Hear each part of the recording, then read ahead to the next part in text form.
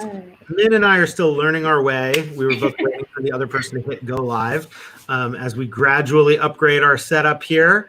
We're back again with another question. We're back. And so today's question is, how do you get people to actually change through feedback? I also hope, by the way, that the Twitter blue checkmark lampshade of closing has not settled on us too much. But yeah, so changing people through feedback. This is such a tough one because we all want things from our coworkers other than what we get from them. And there's this like simple idea that like, if I just tell them what they're doing wrong or what I would like them to do, well, they'll just respond to that. And I've found in my career that's just not how it works.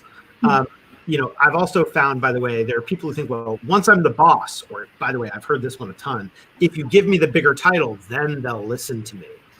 Never in my experience works. I think that the relationship between peers and the relationship between a boss and somebody who works for them are often so parallel that you might as well just think of them as the same. In fact, one of the compliments I got once that it was one of my favorites was I was on a conference call and a friend of mine was sitting next to me and he said, I don't know if you were talking to somebody you work for or somebody who works for you. And that's at least, I'm not going to say I practice this all the time, but that's what I aspire to. But so if you actually want somebody to change, the first thing is to try to understand them. How do they think about things? What do they want? Min, as you pointed out, who do they see themselves as? Because unless you can connect your desire for there to change to something that they want, they change on their own terms for their own reasons, not your reasons. So I think that's the first step, and curiosity goes a long way. The second thing I'd say is feedback can really help, like frequent feedback, lots of it, if you have permission. So I kind of think of this like a vampire entering the house. You want to make sure you've been invited in. And that could say like, hey, how do you feel in general about me giving you feedback? It could be in that particular moment. Again, I'm not saying I practice this all the time, but ideally get it. And then as far as how to do it, you have this model in your head of how they see themselves. That's going to affect the language that you use, what you want, what they want. I believe in, and I've said this before in these videos, but as insulting as it may sound, I believe in the animal trainer model.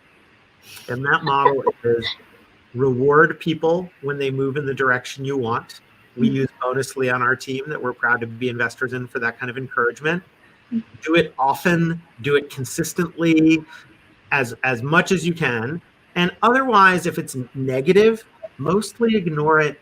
Unless it's something huge, like it violates your values or it's catastrophic, try to frame everything as a positive. And as you know, Min, I'm a frequent feedback giver. If you give me something, I'll be like, well, this third sentence, if it's something to a founder, I really care about how it's written.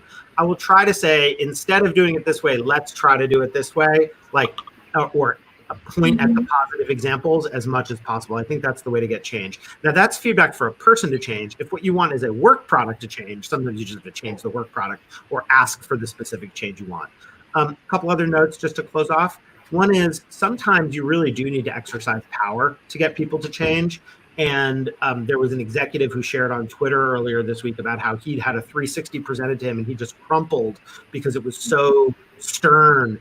And yes, sometimes the big stick of like the boss is watching can matter, but it's rare. And the last thing is, I'm not sure how much people really do change. People grow and evolve, but oftentimes our sadness at work is our expectation that somebody might evolve when really we need to find another solution. And how long you can let that last depends on your context. I mean, if you're in a startup situation, you may not be able to give the person 2 chances. You may be able to give them 0 chances, And so if you do need to separate with somebody, we can talk about that another day, but doing it with dignity and care, again, understanding them is so important. And I just would, not try to assume that everybody can be changed through the magic of your magic word. Yeah, I think definitely the thing around expectation setting about like what you are expecting is to change and how you deliver that feedback, I think also has an effect on how effective it is. And so say more. Some people want very concrete examples of like how something that they did made you feel or the result. Or learning language. Right. Sometimes it's much better done in writing, where it might remove some of the emotions from it. Hi, Ari. This is my other coworker. Oh, it was my brother. Oh, hi, Misha. Thank you. So I think being mindful of like what is the other person's best way that they receive that information so that it has like the desired effect from your end. Yeah, and I think, Min, this is something I've learned in working with you.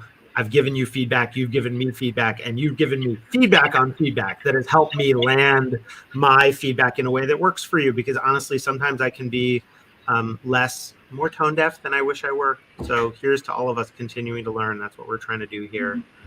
Yay. And if other people have feedback about this is not advice, we're trying a bunch of new things as we continue to learn ourselves. And so if you have other questions about work, drop them in the chat or on Twitter. Hopefully it'll not be gone tomorrow.